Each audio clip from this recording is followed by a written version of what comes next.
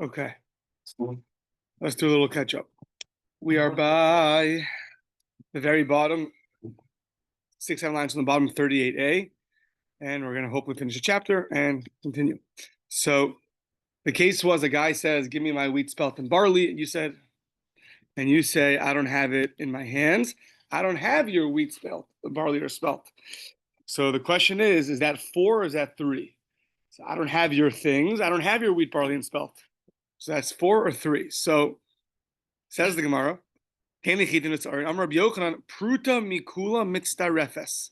so there's some case that Rabbi Yochanan says that as long as you add up between the wheat, spelt, and barley to 1 pruta, that's enough to be considered a denial. And if you're found to be a liar, then you'll be liable. Where did he say that? If you just deny wheat has to be itself a pruta's worth to be enough. If you deny spelt, deny barley, each one has to have a pruta. Where did Rabbi Yochanan say that they can combine together? What was that case? So pliki b'Rav Acha Ravina chadamar apriti mechayev, akloli lo mechayev, v'chadamar akloli nami mechayev. So there's a dispute. When you respond, "I don't have your things, I don't have your wheat, barley, and spelt," is that 4 or is that 3? A klali means general, prat means specific. So if you hold that when a guy says that, you're liable for, so now, that's where Rabbi Yochanan said, if you can combine between the wheat, spelt, and barley, let's say you have less than, a third of a pruta of each wheat, spelt, and barley. So of course, you're not going to be liable for 3 of the oaths because you don't have a pruta of any one. But for when you said, "I have nothing of yours in my hands," well, if they can combine to a pruta, and you hold that when you say that it's its own denial, so then that's where you'll be liable. That's one opinion. And the other opinion says, no. When you say, "I have nothing in my hands, I don't have your wheat, barley, and spelt," so then that's only 3, not 4. Therefore, Rabbi Yochanan is not talking about that case. Which case is he talking about? He's talking about a case where just a guy says wheat, barley, spelt, and you deny it by saying, "I have nothing of yours in my hand," and that's it. That's where Rabbi Yochanan says it can combine. So basically, there's a dispute when a guy claims wheat, barley, and spelt, and you say, "I have nothing of yours in my hands, I don't have your wheat, barley, and spelt." Is that 3 denials or is that 4 denials? Is that first part an actual denial, or is just a headline for the next 3 denials? So that's a debate. Fine. Now, so 5 guys are telling you owe us my wheat, barley, and spelt. Says Rav Chia, 15 sin offerings you have to bring if you deny and are found to be a liar. How'd you get to 15? If every time you say, "I don't have your things, I don't have your wheat, barley, and spelt," if you consider that 4, then you should equal 20. 5 people claiming, 4 denials equals 20. Must be that when you say, "I don't have any of your things, your wheat, barley, or spelt," it's referring to only 3 denials. 5 people claiming, 3 denials, 15 chatos. Vim Isa, if it's true, Eshim Havyon, it should have been 20. Says the Gemara, no, that Bryce is not a proof. Why? The Bryce was just specifying how many specific oaths you have to bring. For the wheat, for the barley, for the spelt, for the wheat, it wasn't counting the general oaths, the general denials. But really, it could be that you're actually liable 20, not 15. We just specified the specific ones, not the general ones. The Pesach summation of all the events for Passover. How many were here? How many were here? Rav Chia says, "Harei kan etzrim chatos." We have another Bryce of Rav Chia that's a 20 sin offerings. Says the Gemara, so 20 sounds like every time you say, "I don't have your things, I don't have your wheat, barley, and spelt," that's 4 denials. 5 people claiming. 4 times 5 is 20. So that's a proof to one side. We said, no. That Rav Chia about 20 was going on a different case. That's where 5 people claimed that you have their deposit, their loan, their stolen object, and their lost object. And you denied having their loan, deposit, loan, stolen, and lost object. That's 5 people claiming, 4 denials. That's how you get 20, but it's not talking about our case. Okay. Good. So, Rav asked Rav Nachman, "Hayu chamisha tovin." You have 5 people claiming against you. Give me my stuff. Yeah, give me my deposit, loan, lost object, and stolen object. Tein lanu pikadon, my deposit. Shumas yad, my loan. V'gezel, my stolen object. V'aveda. So 5 people are claiming 4 things that you have of theirs in your possession. And each one, you say, I don't have your things. Now, how does he respond? So to the first guy, he says, Amr le'echad mehen, he tells one of them, let's say the first one, I'm making a shvuah, she'ein lecha biyadi, I don't have in my possession, not your deposit, your pikado, not your loan, your shumas yad, not your gezel, not your stolen object, and not your aveda, and not your lost objects. That's clearly 4 denials. He's risking that if he's liable, he's going to bring 4 sacrifices, 4 denials. To the next 4 guys, what does he say? V'lo lecha, v'lo lecha, v'lo lecha, v'lo lecha. So how do you view the next 4 denials? Do you view it as whatever just transpired with the first guy, he's copy and pasting to the next 4, which would mean that it's 4 plus 4 plus 4 plus 4 plus 4, right? To get you 20. Or no, the first guy was 4 denials. He spoke it out clearly. The next 4 guys was a general denial. And therefore, if you found to be a liar, you're liable to the first guy 4 offerings. The next 4 guys, you're only going to be liable 1 for each guy. That's going to be 8. So mahu, achad mechayev, or turn the page, odilma akol chad mechayev. Or no, are you liable 1 for each guy? Or you're liable no. Denial, you're liable 4 for each guy. Well, don't know. Let's see. Tashma, come in here. The Tani Rabbi Chia. Rabbi Chia again. Rabbi Chia taught in the Brisa. Reikan Esrim Chatos. There's 20 sin offerings that you have to bring. Vague statement. What's it talking about? Hey, what's the case? Well, Ida Parish. If you had 5 people claiming 4 things of theirs are in your possession, and you spoke it out, I don't have your lost object and your loan and your stolen your deposit, your loan, your stolen item, and your lost item. And you speak that out to each one of the 5 guys. So what's Rabbi Chia teaching me? That we can count to 20? That's obvious. By the way, you should know, if you do 4 plus 4 plus 4 plus 4 plus 4, you get 20. That's what Rabbi Chia is teaching me. It says, Elalav must be no. What he's teaching me is, to the first guy, you denied 4. To the next 4, you said, V'lo lecha, v'lo lecha, v'lo lecha, v'lo lecha. That's Rabbi Chia says that you're going to be liable 20. And that's a novelty, because you could have thought you're liable only 8 and not 20. The low power Shamina the Pratahave. Shamina, that really when you say Velo lecha, after you deny each one specifically, you're copy and pasting your denial to the next 4 guys, and therefore if you're found to be a liar, you're going to have a very large bill of your animals you have to bring. 20 animals you got to bring to the Beit Hamikdash. There's a lot of trips and a lot of money. So better just tell the truth. Yeah. Okay, the last part of the mission we're going to talk about is the guy claims you raped or seduced my daughter. Okay, and the guy denies it. Now, in both of those cases of rape and seduction, you have embarrassment you have to pay, you have deduction of the ksuba you have to pay, and you also have a knas, 100 or 50, you have to pay as a set fine. Now, Tanakama, the first opinion was more logical, so they said that if you're found to be a liar, then you have to pay for the embarrassment and for the deduction. The fine, you don't have to pay. Rabbi Shimon said you have to pay for nothing. So the question is, what in the world is Rabbi Shimon's thought process? Why did you have to pay for nothing? So Rabbi Chia, Bar Abba, Rabbi Yochanan, my time Rabbi Shimon. Why are you paying for nothing? The guy is claiming you raped my daughter. He wants X, Y, and Z money. So Beseder, Z you can't do. Z's a fine. Fine. What's with X and Y? Embarrassment, deduction. So it says, Ho'ov Iker Knasu Toveya. Rabbi Shimon apparently holds. For some reason, we have to see. When a guy claims rape or seduction, the primary thing that he's claiming is the fine. Unless he speaks out, I want the fine and the embarrassment and the deduction, he just says, you raped my daughter, you have to pay me. That's a code word for that. I want the fine. And since the fine, you'd be exempt if you would admit it on your own, you're also exempt if you testify falsely about it. And that's why Rabbi Shimon says you're exempt. Okay, now we're going to try to do a parable, and we're going to reject the parable. The person to the rape is exempt. Well, no, the guy claims you raped my daughter. Right. And the guy says, I don't know who your daughter is. And then he's found to be a liar. Now, Okay. Right. Now, obviously, if there's 2 witnesses that he did it, for sure, he's liable, bad things. But in the case that the guy wants the money, he claims, you owe me money for raping my daughter. And the guy says, I don't know who your daughter is. And he makes an oath. I don't know who your daughter is. And then he's found to be a liar. So he has to pay, really he should pay a knas, a penalty. He should pay for embarrassment. He should pay for deduction. Rabbi Shimon, for some reason, holds you're not liable to pay for anything. You're exempt from everything. Why? Right now we're saying when a guy claims money, in the case of rape or seduction, the main thing he wants when he says that is the fine.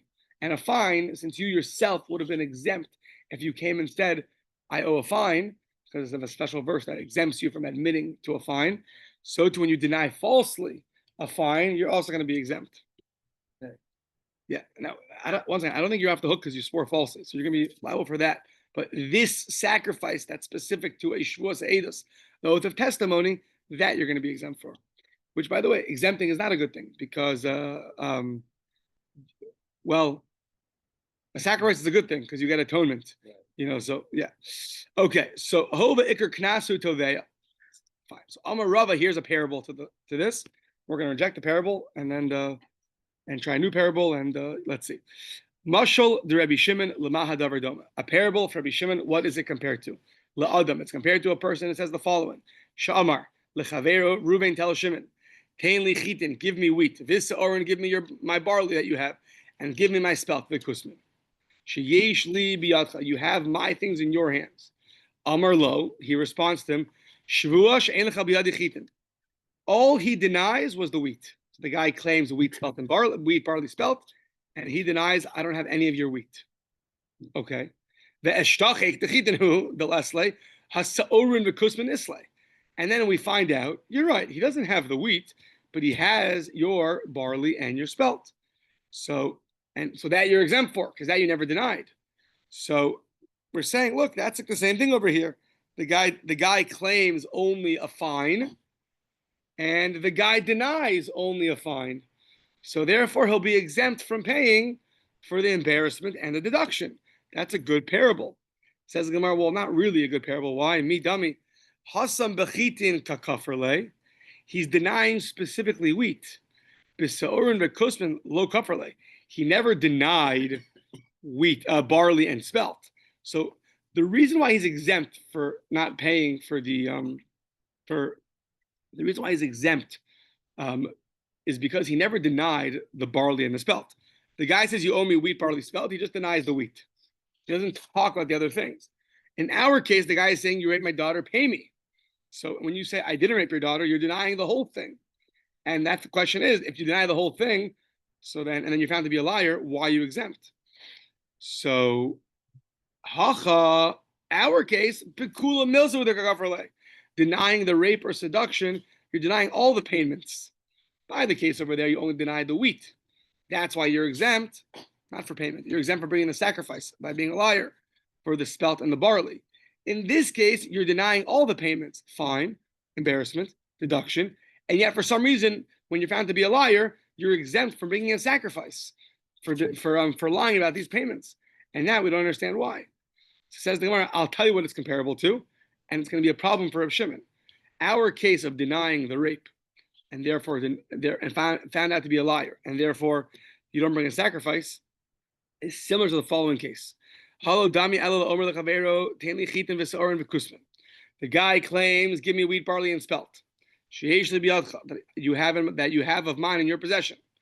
Now, the defendant responds, Shvuah, I'm making a shvuah. I have nothing of yours in my possession. So that's very similar. He claims three things. The guy denies three things.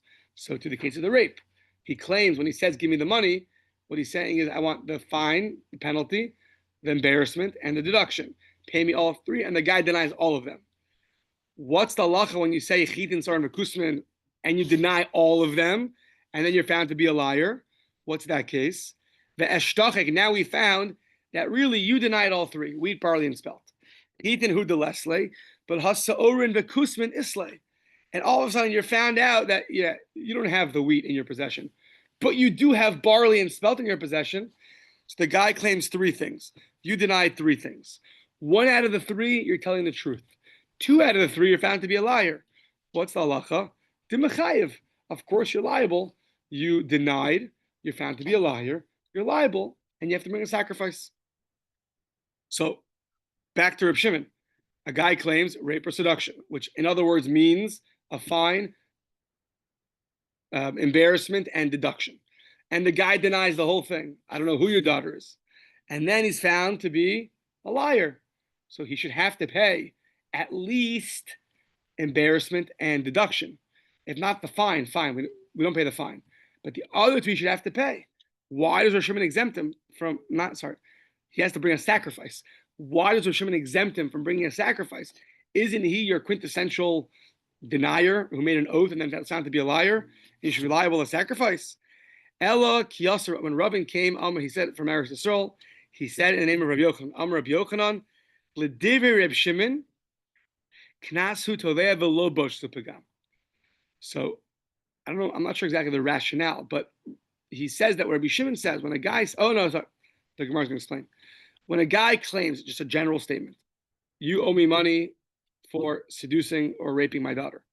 What is he saying? He only wants the penalty money. He's not claiming the other ones. Now, if he spoke it out, I want you to pay me penalty, embarrassment, that's something else. But when he just says, you raped my daughter, he's only referring to pay me the fine, pay me the knas. Therefore, when the guy denies, I don't know who your daughter is, and then he's found to be a liar, so all he's denying is the fact that he owes the penalty. Now, the rule is that everyone agrees to, penalty you're exempt for, because if you yourself would come and admit I raped your daughter, you'd be exempt from paying the penalty.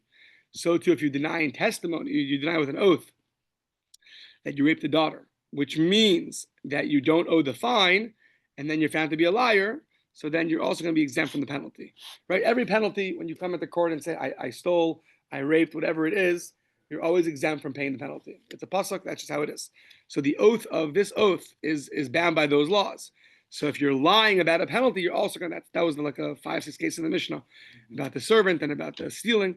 So, l'divrei chachamim, the chachamim say, when you come and say you owe me for raping my daughter, it's af boshes pagam. He's also claiming not only the penalty, the fine, he's also claiming embarrassment and deduction. Therefore, when the guy denies, I don't know who your daughter is, with a shvuah, and then he's found to be a liar, he has to pay for deduction and for embarrassment. Hutovea. So says the Gemara, okay, so what is behind their machlokas? What are they arguing about? How come Rabbi Shimon says when you say rape, what you mean is a fine, only the penalty, and the Chachamim say you mean everything?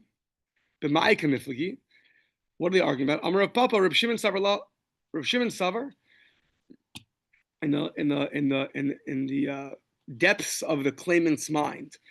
Savar lo shavak inish mididikait. If you can claim a set amount, you're always going to come and claim that first. Every rape is going to be 100, no matter what. The embarrassment and the deduction is going to depend on the circumstances. How embarrassing, how embarrassing, it goes according to the embarrassment. The deduction depends on her status. But a set amount, you're always coming to claim a set amount. So therefore, if you just generally say that I want to get paid for raping or for seduction, you're claiming the set amount, which is the knas. Midid the kait v'tava. Midid the low kait. Lo shavik inish midid the kait v'tava midid the low kait. You don't leave the set amount and you start claiming the amount, which, the embarrassment could be $5. It could be $1,000. Depends who she is, how embarrassing it was, et cetera, et cetera. So that's Reb Shimon. That's why when you say rape or seduction, it's only talking about the penalty, the fine, because that's a set amount. That never changes. V'Rabbanan Savri lo shavik midid dechimoda be lo miftar v'tava midid dechimoda be miftar. The Chachamim say you would never leave something that if you would admit to it, you'd be exempt. You would never claim. Speaking in backwards terms, you would never not claim the thing that when a person admits they're not exempt from. Meaning, you would always claim something which you for sure can get. So penalty, a fine, if he comes and admits it, he's exempt for. So that you're not going to come and only claim that.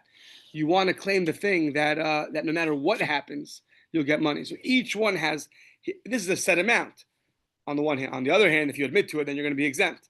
This one is not a set amount, but it's guaranteed no matter what. So that's what's behind when you say seduction or rape. What's behind? Is it only a penalty? That's set amount. Is it only a? If it's also deduction and embarrassment, That's because that's guaranteed. The other one, though, the guy can come now and admit to it, and he's off the hook. So at least in the court down here. Mm-hmm. So, but the other ones you for sure have to pay. In Bears, you always have to pay, but it fluctuates. So that's behind their rationale. Good job, we finished that parak. Next parak, a nice long Mishnah, which will catch up some time for us. Yeah, Shavuot Hadayanim, and we're going to get through all the details. So Shavuot Hadayanim is a Shavuot that the court imposes upon you. We're going to be talking about primarily, at least in this Mishnah, what we call Modeh B'Miktas, partial admission, that when a guy claims you owe me $100 and you say, no, I only owe you 50, there's a Shvuah D'Oraisa, a biblical Shvuah, learned out of a verse like Ki Huzeh, that you are liable biblically to make that oath, that you only owe 50 and you're exempt from the other 50. So let's see. Shavuos Hadayanin, and some of the details are going to be subject to dispute, so we have to wait and see. Shavuos Hadayanin Hatayna Shtei Kesef. You, simply understood, you claim 2 kesef, 2 monies. The Hodah, the defendant now, he only admits to a Sheva Pruta. So out of the 2 kesef, he admits to Sheva Pruta. Now, that's the case. So classic case. So therefore, you're going to be liable. You admitted to part of his claim. I said 100, you said 50. So now you're liable. Your admission has to be in the same category as the claim. So the guy says, you owe me my cars. He said, no, I don't owe your cars. I don't have 3 of your cars. I have, 3 of your cell phones. That's not the same thing. So let's see. What's a lot of examples of this? Shtei kesef li biyadcha. The guy says, give me my 2 monies. Now, right now, it's going to be machlokas Rav and Shmuel, but simply understood, kesef here, shtei kesef, is going to refer to silver, and the pruta is going to refer to copper. So the guy says, give me 2 silver coins, and you respond, ela pruta, I only have a copper coin. So he's claiming silver, you're responding copper, that's going to be exempt. Shtei kesef u pruta, give me my 2 silver coins and my pruta libiyadcha, and the guy responds, ein lecha biyadi ela pruta. So he claimed 2 things. You respond to one out of the 2 things, then you're going to be chayiv. Then you're liable because you admitted to part of his claim. So you say, give me a car and a cell phone. I don't have your car, but I do owe you a cell phone. Then you have to make a shvuah. You have 1 mana of mine in your possession, and the guy full out denies it. Then you're patur. You're exempt from a biblical shvuah. You have to make a rabbinical shvuah, but a biblical shvuah you're exempt for. You have a mana of mine in your possession. So you claim a mana, and the guy responds, I only have 50 dinar, which is less than 2 silver coins. Then you're going to be liable. That's like saying 150. He's claiming a large amount, and you're denying part of that amount and admitting to part of that amount. So you're modeh, you're admitting to miktas, to a little bit, that you're chayiv. My father's money is in your possession. And the guy responds, I don't have a whole mana of your father. I have 50 though. You're also exempt. Why are you exempt? It sounds like modeh miktas. It's like you're returning a lost object. So, meaning that in this case, there's like two things here. The guy does not know for certain that you never paid back his father, right? For all he knows, you paid it back already. So his original claim is not so strong. It's a little bit doubtful. On the other hand, the guy can always just respond and deny the whole thing. So I paid it back already, and he's off the hook.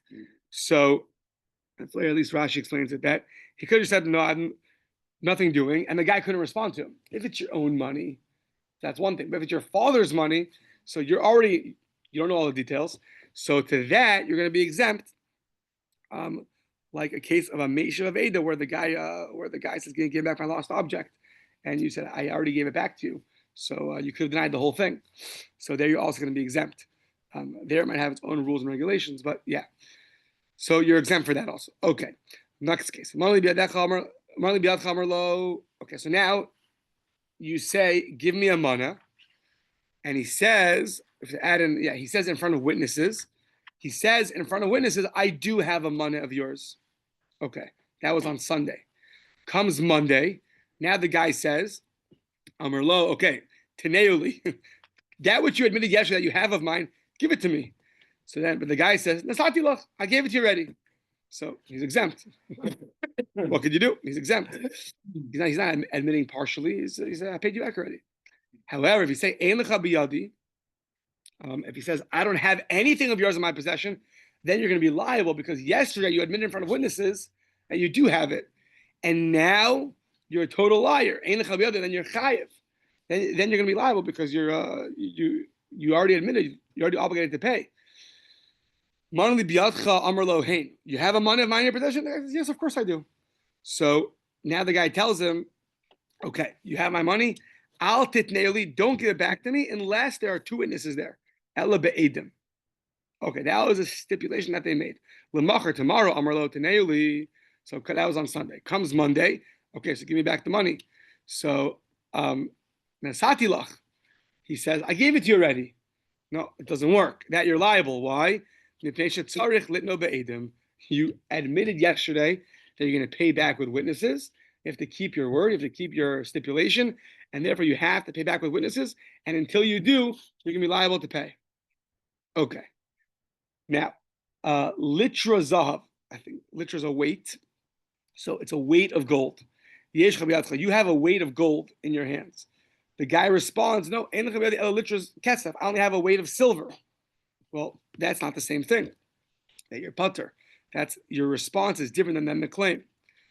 If he says, though, dinner zahav you have the amount of a gold coin, which I think is 25 silver coins. And he says, dinner kesef, and he says, I only have a silver, the amount of a silver coin, which is, sorry, I think that's a silver coin is a little bit less, the amount is a little bit less than a gold coin. So here you're not claiming gold and silver, you're claiming the amount. So let's say gold cost $100 and silver cost $95. So you're basically, what you're saying is, you owe me, you have the amount of a gold coin, which let's say really means like $100. And the guy responds, no, I only have an amount of a silver coin, which is less than that. It's only $90. That's also, he's claiming X amount. He's denying, he's admitting to a partial, so that you'll be liable. So, dinner, kasef, or tresis, or pundios, these are all different amounts that are worth less than a gold coin. Upruta chayiv, that you're liable. Why? Shahakol min mata'akas. They're all like one currency. It's all really from one coin. It's just asking. It's just a way of saying how much you owe me, but it's all one coin.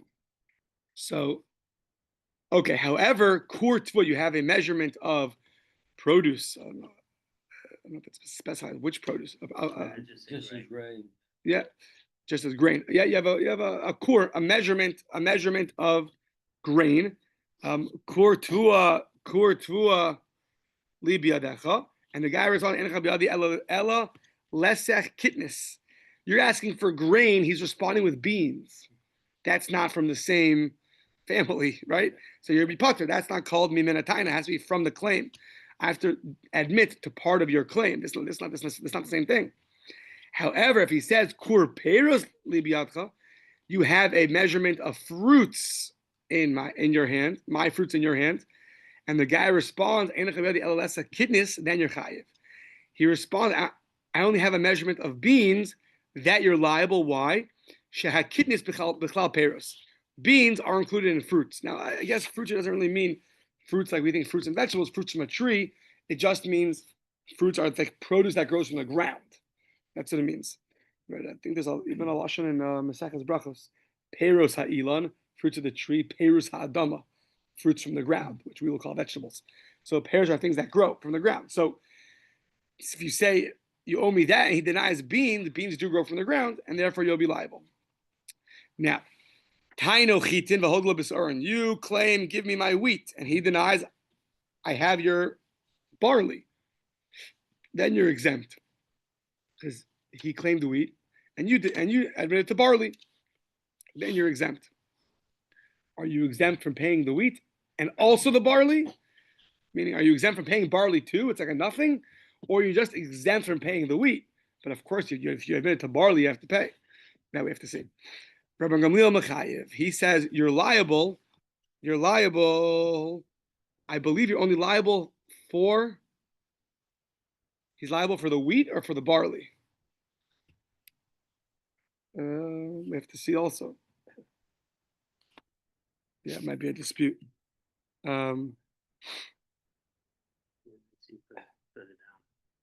Yeah. Fine.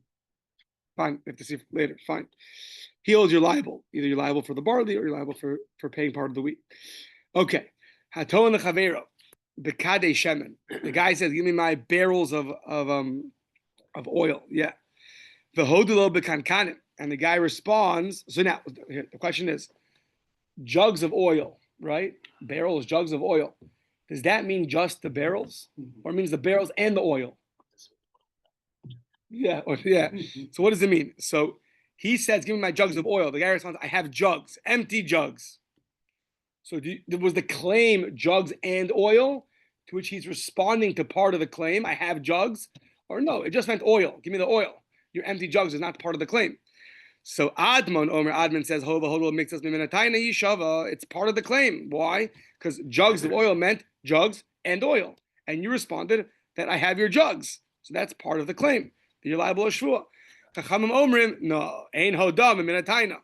That's not from your response. Your admission wasn't part of the claim because kadeh shemen means oil. He refers to oil as a jug of oil. He doesn't care about the jugs. He wants the oil, and you respond, "I have your jugs." Well, that's not the same thing, and therefore you're not going to be liable for this shvua.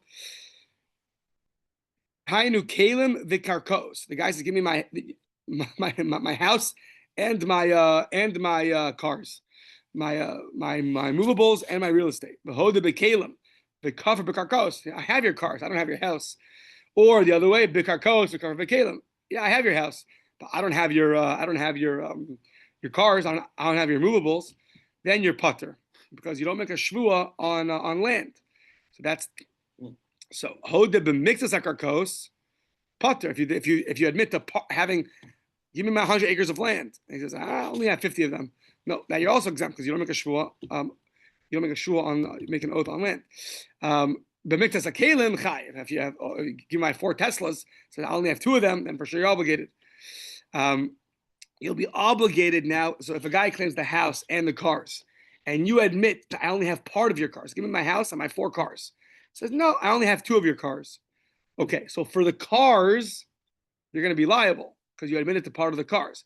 Once you're making a shvua that you do owe him 2 of the cars, therefore you can drag along the other oath also. Possessions that don't have insurance, meaning non-real estate, it's here today, gone tomorrow. Zokakin, they're bound to nechasim sheish al achrayis lishav land. They can make a swear on land. You can't make a swear on land, but if you're already making a swear on movables, you can bring along the other shvua and make a swear about the land also. And that we have to see more about. And ein nishban al tainas chershat bekatan, if a deaf mute or a deranged or a katan claims something and you admit to part of the claim, there's no shvua because they don't have the requisite amount of intellect to. I think the Torah says ish, and they're not considered enough of intellectuals to have enough knowledge to make you make a swear. And the other way, ein mashbiin as a katan, you can't make a katan make a swear. You can't make a katan make an oath. Aval nishbayin li katan ula hektish.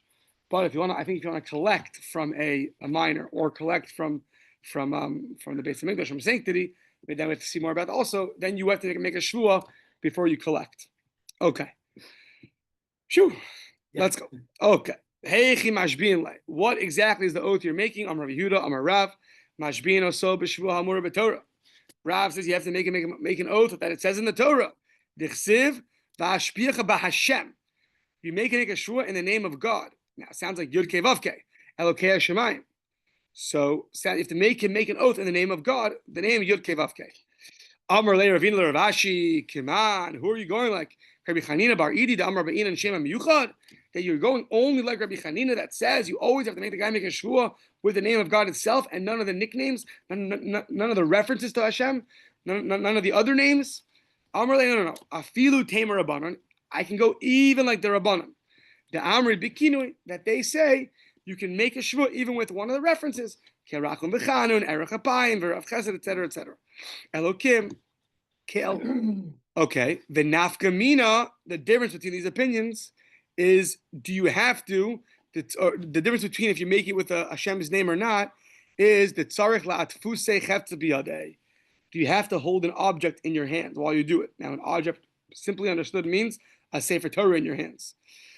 Ukidirava, the Amarava, as Rava says, Hayi Daina, the Ashava B'Hashem Elokei Hashemayim. If the judge makes the one swear, in the name of Hashem, he makes him swear. However, he doesn't make him hold an object. It's Kimisha Tov B'Dvar Mishnah.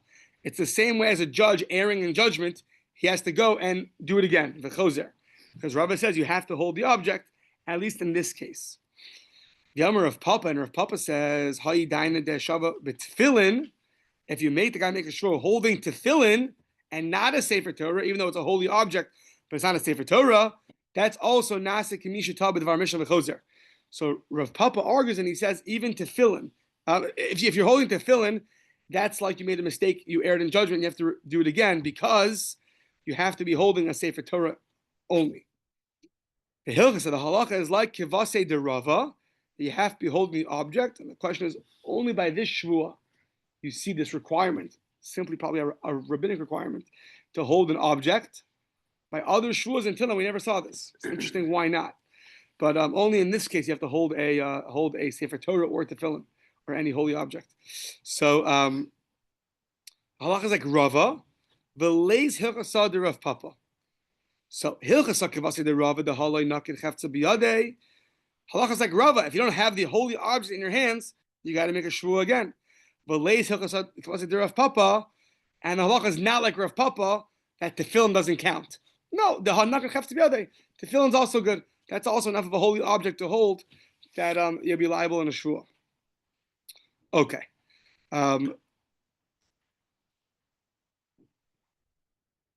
Tosus asked that Avram Avinu, when he made Eliezer make a shvua, he held his bris milah, whatever that means. He held his bris milah to make the shvua. That's not tefillin. But the opinion says tefillin's not good. Bris milah was good. What's the difference? Yeah. So okay. So I believe simply understood this a rabbinic requirement to help reinforce a person make a shvua because it's a very serious thing. So shvua ma'umad. If you make a shvua, the shvua standing up. However, a regular person makes it standing up. A Talmud Chacham, a Torah scholar makes it sitting down. Miyushav. Shvua b'Sefer Torah. You make it with a Sefer Torah. Talmud Chacham l'chatchila b'tefillin. A Talmud Chacham is enough with tefillin, meaning l'chatchila ideally you want someone to make it with a Sefer Torah. That's like strengthens, the oath when you're holding, put your hand on the Bible. Probably comes from here. Oh. Holding a Sefer Torah. But a Talmud Chacham, we're not so worried about him, so tefillin is enough. Rashi, Tom. Okay, I don't know.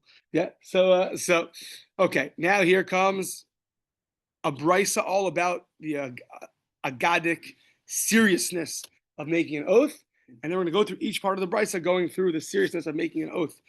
So Tana Rabbanan. So it's a little cryptic. Don't worry. Tana Rabbanan. Nothing new, right? So Tana Rabbanan. Shvus Adayanin Af Hibil Shonin Emra. Okay. So before that though, we're going to say you can make the Shvus Adayanim in any language. Af Hi. We're going to say, what do you mean? Even this, as opposed to, we'll see later. Even this can be made in any language, not only Hebrew. Omrim Lo. Now we tell him. You better know. Havi Yodeya. The whole world shook. What Hashem told us at Sinai, one of the 10 commandments was Lo Sisa Hashem Lekecha L'Shav. The whole world shook when Hashem said, "Don't swear falsely. Don't say my name in vain." Okay. The Kol Aveira Shabbatorah, every Aveira in the Torah, it says, "V'nakya, you can be cleansed. There's a way out. You can be clean." The Kanemar Lo Yinakya. We're going to go through each one of these things. Is that really true? It says Nakya Lo Yinakya by other things too. Okay. The Kanemar Lo Yinakya. Here, you will not be cleansed. It's too serious of an Aveira. The Chol Aveira Shabbatorah, all Aveira Shabbatorah, Nefran Mimenu. The Kan Mimenu Umimishpachto.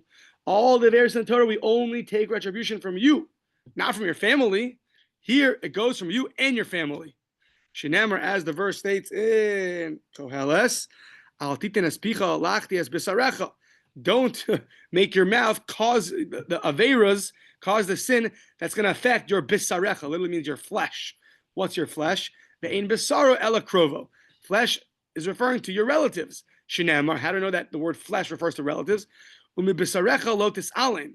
You shouldn't conceal yourself from your families. You should help them. So help them with tzedakah. It's talking about there from bisarecha lotis alen, from your flesh. Don't conceal yourself. What's flesh mean? Your family. So to here, flesh means family. So we see that that it's going to affect your families also. All of Eretz Torah, we're going to take retribution from you. And here it's going to be from you, and the whole world's going to get punished. Whoa.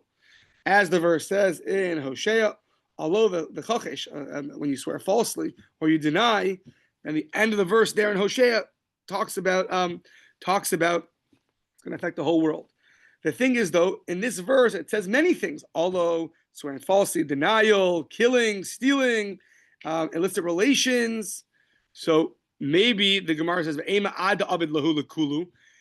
until you do all of those things, only then Hashem will punish the whole world. But just the denial of a shvuah, swearing falsely, he's not going to. Lo sakadaitak, don't say that. Why? Because of the oath, we lost the land. Uksiv, and it says, Al kain ta'avel ha'aretz. Therefore, there's a tremendous avelis, mourning in the land. The umlal, and it was very weak. Everyone was very weak. Kol yoshev ba, and everyone who was there was very weak. So we see specifically it was the oath that was swearing falsely that caused tremendous punishment for Eretz Yisrael. The kol aver shebetorah im yesh lo schos. Any aver in the Torah, if you have a merit, it'll help you for 2 or 3 generations. Tolan lo shtayim v'shlosha doros. The kan, by making an oath falsely, by swearing falsely, the kan in the front of the altar, you get punished right away. Your merits are not going to help you. Shenamar, as it says, hotisia neum Hashem tzavakos. So the verse says in Zechariah, hotisia neum Hashem, the word of God went out. Tzavakos u'ba'el beis haganav, went to the house of the ganav. They'll beis hanishma, right away. I went to the house of Nishma. Bishmila shaker. When you swore falsely, right away, I went to your house. Velina besoch beso, and I was there in the house, destroying the house. The kalaso, and I destroyed it. The es eitzav, and I destroyed the wood. The es avanav, and even the stones. So now, one by one, hotisia la'alter. Right away, as soon as it was uttered, I punished right away. Ubal beis haganav, and the punishment came to the house of the ganav. Who's that? Zehagone dasabrios, the one who steals the knowledge from people. She'ein lo mamon etzel chavero. What's that case? The guy doesn't owe you any money. He doesn't have any of his money, your money in his possession. And you tell him, hey, Reuven, you owe me $1 million. And you make him swear. Umashbio, you make him swear falsely. So that person, you're going to get punished. They'll beis hanishpa, to the house of the one who swore falsely, b'shmila shaker. So that's, as it states, the one who swears falsely. Velina b'soch beisav v'kalasav as eitzav as avanov. So what does that mean? That you're going to go destroy the house and the wood and the stones. Halamadata comes to teach you. Stones don't really get destroyed by fire and by water, but a shvuah sheker, but in making a shvuah falsely, that will destroy things that even water and fire have a hard time destroying. Yeah. Okay. We will stop here.